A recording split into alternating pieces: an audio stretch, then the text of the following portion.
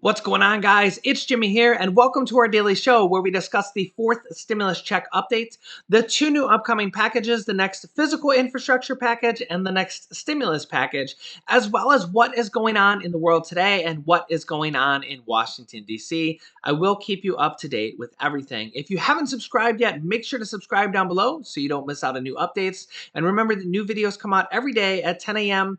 3 p.m. and 8 p.m. Eastern Standard Time. Also, don't forget to hit the like button for us. And I have a special guest appearance for you at the end of this video, which is a good one. We want to wish you a happy 4th of July weekend, happy Independence Day, and make sure to watch to the end of the video for that special guest appearance.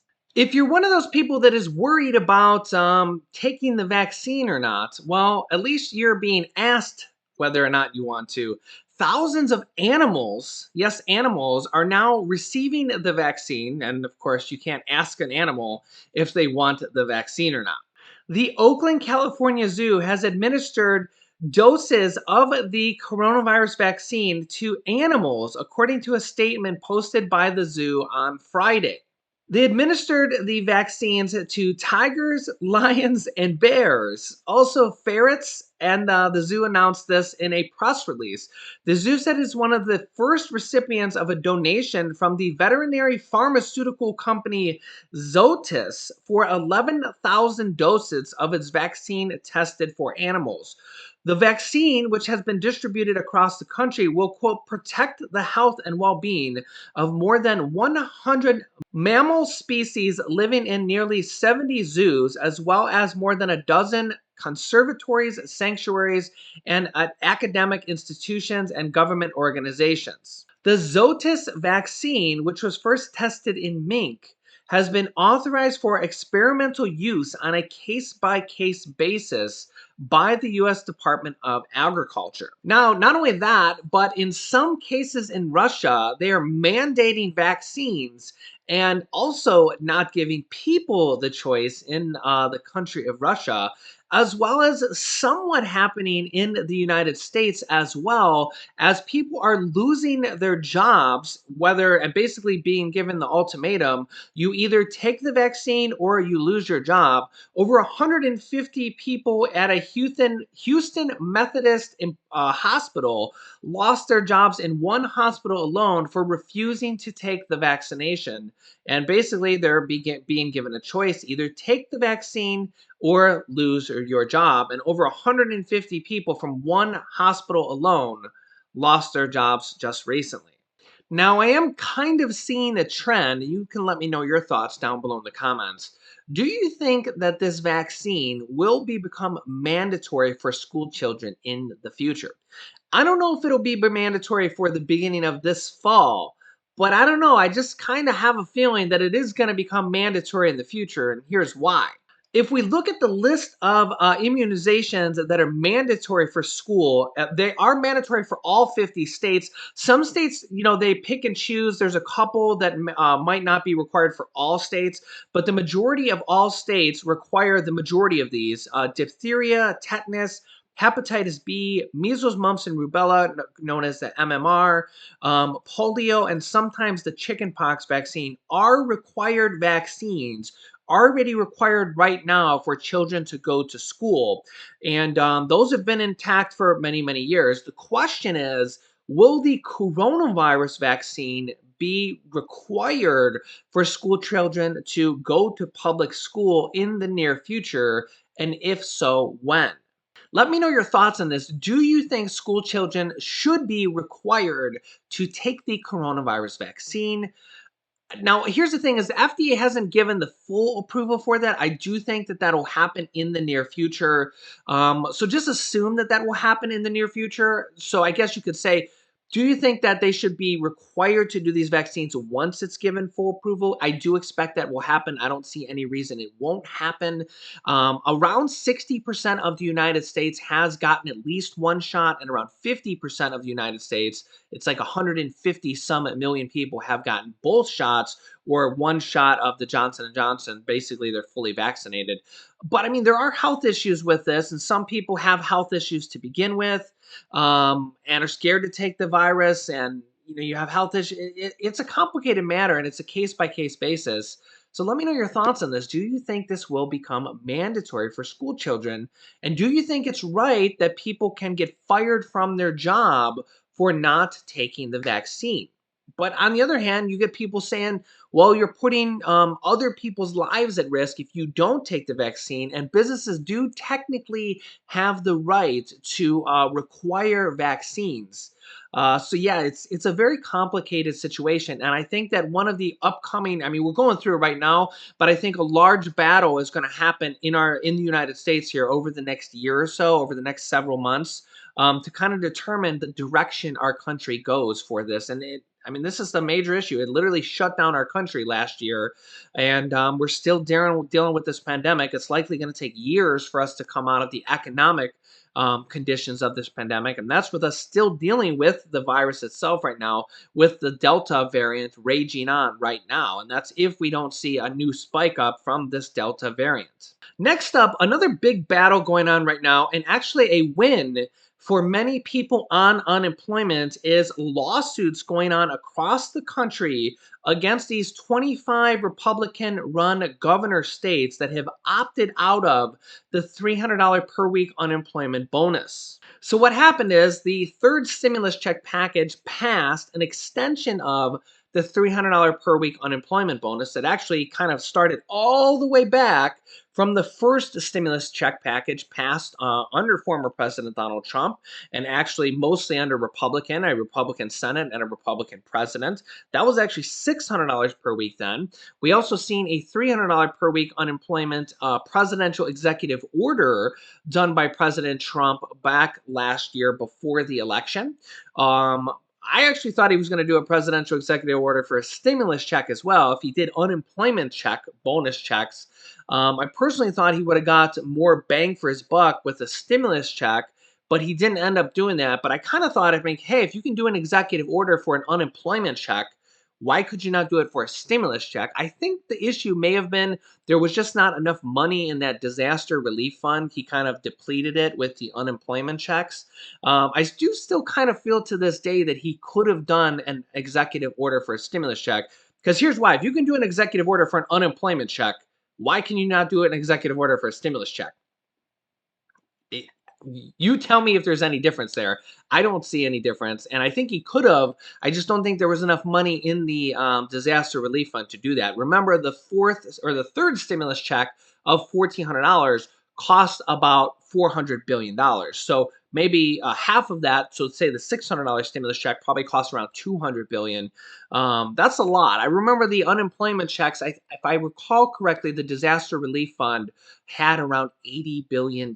So that would have been maybe enough for only a $300 stimulus check. And that is kind of what they sent out, but it was $300 per week for 6 weeks for unemployed people. And that was kind of when they were, that second stimulus check package took so long. And then Nancy Pelosi kind of admitted that she delayed it until after the election because she didn't want another stimulus check to go out with President Trump's name on it right before the election. Boy, was that ever a scandal. I guess she got what she wanted because President Trump didn't win, and she did get that second and the third stimulus check out afterwards. Yeah, I try to stay out of that one because that's a hot kettle that I do not want to step into. Try to stay out of politics when it comes to picking sides. You can let me know your thoughts on that one if you want in the comments. But what we're kind of running into right now is we have the unemployment benefit bonuses were extended in the third stimulus check package until September 6th. But one by one, we had Republican governors, all the Republican governors opted out, 25 Republican governors, and one Democratic state opted out just for 6 weeks ahead of time early, and they're going to give the money as extra kind of unemployment bonuses for the bottom. They're going to raise the minimum benefits for everybody else on unemployment. That's really not an issue.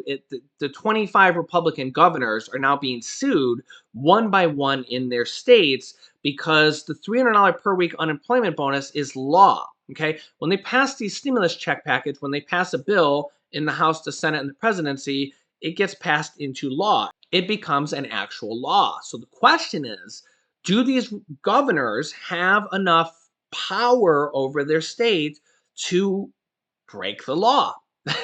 Correct me if there's a more politically correct way of saying that, because they're breaking the law or opting out of the law. I mean, I think breaking the law is the correct way to say it. So we got these 25 Republican governors that are basically saying, I know it's law, but we don't want to take the money. So we now have these lawsuits, and well, it seems like the people are winning. A Baltimore, Maryland judge just granted a temporary win for the people suing the state over these unemployment benefits in Maryland. This is now the second state. Indiana was the first one. So basically, as you can see here, benefits, unemployment benefits, bonuses will continue. A judge grants a temporary restraining order against the state in the unemployment lawsuits. A judge in Baltimore on Saturday granted a temporary restraining order stopping the state of Maryland from ending the federal unemployment benefits. A memorandum opinion temporary restraining order against Governor Larry Hogan announced Maryland will discontinue the federal unemployment benefits. They now have to reinstate these starting July 3rd, which is today. The benefits were set to expire tonight at 11:59 p.m. The governor's office already said that they will appeal the ruling, just like the state of Indiana said.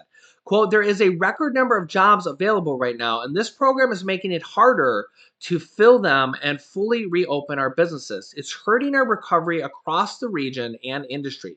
The state is appealing today's ruling, Governor Larry Hogan tweeted at 2:40 p.m.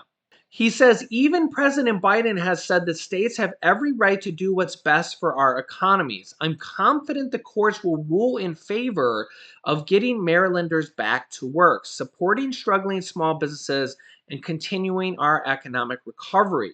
The plaintiffs allege that about 300,000 people in Maryland currently receive the enhanced unemployment benefit bonuses that are going to end and are now under this temporary restraining order to continue until September 6th, until a later ruling. So let me know your thoughts on this. What is your opinion on this? Do you think that these states should continue to give these unemployment benefits that were passed into law by the third stimulus check package that was passed only by the Democrats? Or do you think the governors should have a say over their own states and they should opt out of it? Now, let me give you an interesting point of view that I read earlier. I don't remember where I read it, but the money is not needed to be paid back from the state. Okay, so what you have is you have the federal government that is basically, we'll just pick a state, we'll say Wyoming. Okay, you have the federal government that'll give the state of Wyoming, in this example, they'll give them billions of dollars, and they'll say, here, give this to your people for unemployment bonus money. Okay, that money would then go to the people in Wyoming. They will then use it for their rent, for their food, for local businesses, for grocery stores, for gas. All the local businesses in Wyoming, when they go into town and they spend their money, it goes into the Wyoming economy. And it basically goes to benefit that state, that city, that town, that county. So when you kind of opt out of that, you're just, and mind you, the states, the cities, and the counties do not have to pay this back. There's no interest. It's not owed back, anything along those lines, right? So what's interesting about this is that when these governors opt out of this, they're basically taking money out of their own economy. So I totally get the fact that they want people to go back to work and get the economy rolling back. I get that, right? The problem I also get is that 37% of all small businesses have gone out of business. Those jobs are literally not there. I also get the fact that there's like 9 million jobs available, but from what I see in the comments from you guys is that number one, a lot of them are low paying jobs, minimum wage or near minimum wage jobs. Also, a lot of them are part time jobs. They're not even full time jobs. So, and even if we say a $10 an hour job, if you work $10 an hour for 40 hours a week, that's $400 a week, and you pay taxes on that, you take home $300 a week, as an example. For 4 weeks, that's $1,200 a month. If your rent is $1,000 and you're taking home $1,200 a week and you're working full time, you literally can't pay your bills. You can't pay $1,000 a month rent and buy groceries, you're already out of money, let alone pay a car payment, pay for a kid, pay for internet, anything else, right? So I think that's the problem we're seeing right now is that people don't want to go work for a job that isn't even enough to pay their bills. And that's kind of capitalism, right? Is that hey, if there's other jobs paying more money, I'm going to go work there. I'm not going to go work for these low paying part-time jobs that might be available, but doesn't mean that I want to go work there or am willing to go work there. We're also seeing a record number of people actually quit their jobs right now to go to higher paying jobs. We're actually seeing a record number of employers announce that they're losing people. People are quitting their jobs at record numbers to go to other places that are paying more. And the interesting part about this is we're seeing some places like even McDonald's and Amazon in certain parts of the country pay $15, or in the case of Amazon, they'll actually start people at $16, $17 an hour. And then I see people that are like paramedics or EMTs, and I see this in the comments from you guys. I actually know some of them too, and they'll be like, they've been working for years and they make $15 an hour, and people at McDonald's are making $15 an hour as well. And you're working as an EMT or a paramedic, and you're making about the same amount of money, and you're dealing with life or death situations, and you're making the same amount of money as a 15 or 16-year-old kid at his first job ever working at McDonald's. Now, I'm not bashing the guy working at McDonald's because by all means, go where you make the most money. If I had the choice of, if I was a 16-year-old, by the way, I worked at 14, age 15, age 16, age 17, age 18. I worked as a restaurant server for $2.13 an hour plus tips. I worked at amusement park, sweeping the floors. I worked in the games. I worked as a grocery bagger at a grocery store named Giant Eagle. So I get it, right? But if I'm given the choice of working at a grocery store making $15 an hour, and I'm given the choice at working at another store for $10 an hour, you better believe I'm just going to work at the store paying me more. It's called capitalism. It's common sense for a lot of people.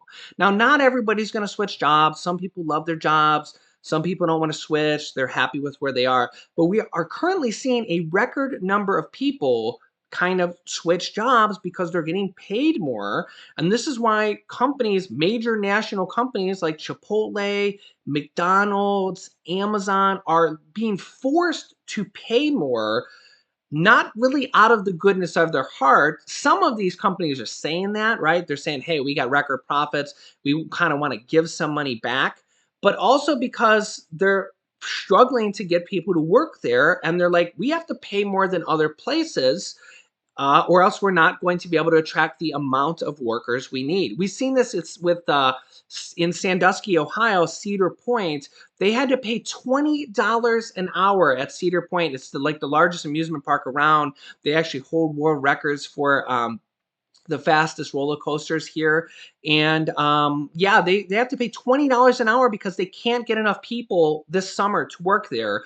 And a part of that is because they normally get like 20 or 25% of their people from overseas, like coming in on temporary visas to work there for the summer, and then they leave. Those people can't really get in because of COVID and stuff.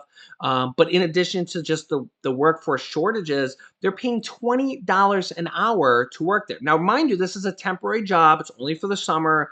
This amusement park closes down in the winter. So a normal person, let's just say I was working somewhere for $15 an hour at a grocery store. I'm not really going to quit my job to go work at Cedar Point because that's only a couple months of the year. Like in a couple months, they're going to close down for winter. I mean, I might if I hated my job and I just wanted to work there temporarily. But this is kind of the situation that is going on right now with the workforce of America. And that's why just pulling unemployment benefits away from millions of people is not just an easy solution for everybody. There's a lot more to it. It's a very, very complicated matter.